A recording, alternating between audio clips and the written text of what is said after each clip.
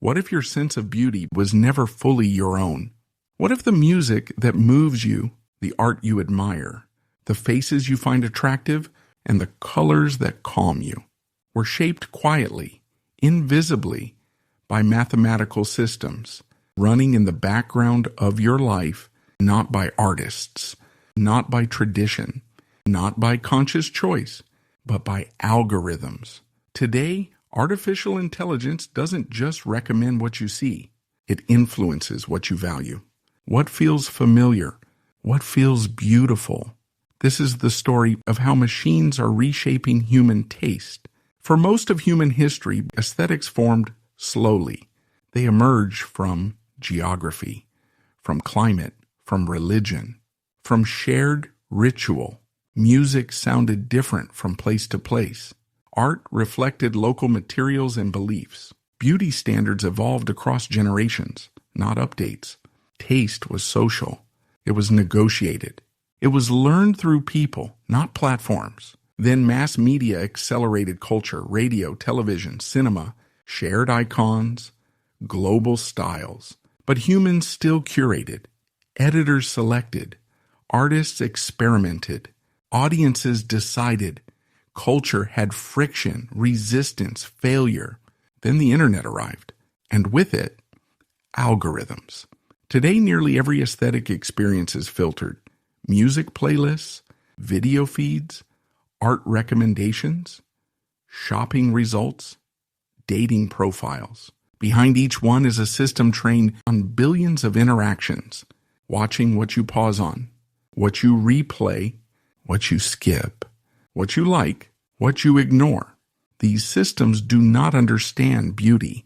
They understand attention. They are designed to maximize engagement, which means whatever holds you wins. Over time, what wins becomes normal. What becomes normal becomes taste. Platforms do not ask what is meaningful. They ask what keeps you scrolling, what triggers emotion, what feels familiar, what feels safe, what feels addictive. AI identifies patterns, a chord progression, a facial symmetry, a color contrast, a rhythm of edits.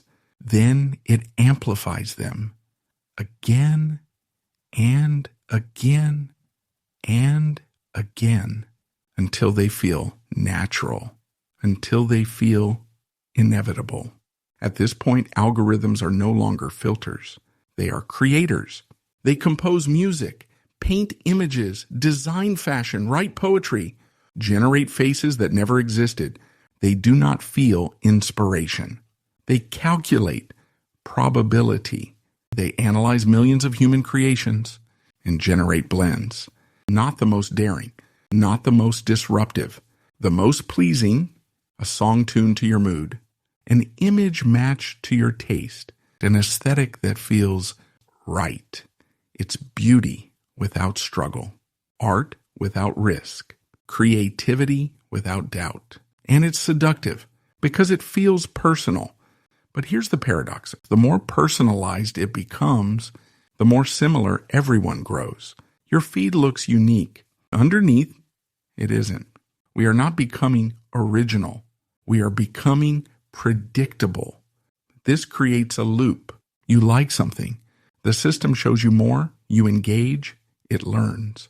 You adapt slowly, quietly, unconsciously, until your preferences match its expectations. The algorithm doesn't follow you. You follow it. This loop decides what survives, what gets funded, what gets copied, what gets seen. What works is repeated. What doesn't vanishes. Not banned, not censored, unseen. Entire creative worlds disappear quietly, not because they lack meaning, because they lack optimization. Creators learn fast. They learn what works, what gets clicks, what gets rewarded. So they repeat it, polish it, refine it, until art becomes performance and creativity becomes analytics. Something subtle changes. Authenticity blurs. Is this expression or optimization? Culture becomes smoother, cleaner, more efficient, and flatter. Less surprising, less transformative. At the same time, identity fragments. You are different everywhere. Different feeds, different selves, different incentives. You become algorithmic reflections, versions of you trained by platforms. And meaning weakens. When everything is optimized, nothing feels rare. Nothing feels earned. Nothing feels sacred.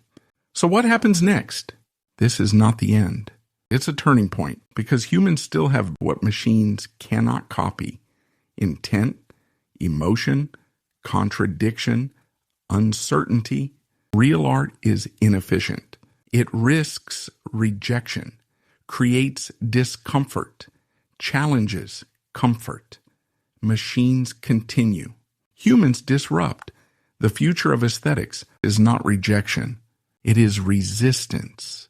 Resisting automation of taste, choosing curiosity, choosing depth, choosing difficulty, listening to unfamiliar music, engaging with challenging art, supporting imperfect creators, reclaiming attention, because taste is power. Taste shapes culture. Culture shapes values. Values shape the future. You live in the first era where beauty is engineered, where culture is computed, where desire is trained.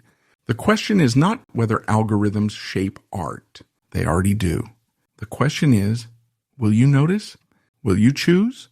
Will you resist letting optimization decide what moves you? Because the future of creativity will not be decided by machines alone. It will be decided by what humans choose to feel. This is neural news, and this is how the future is being shaped,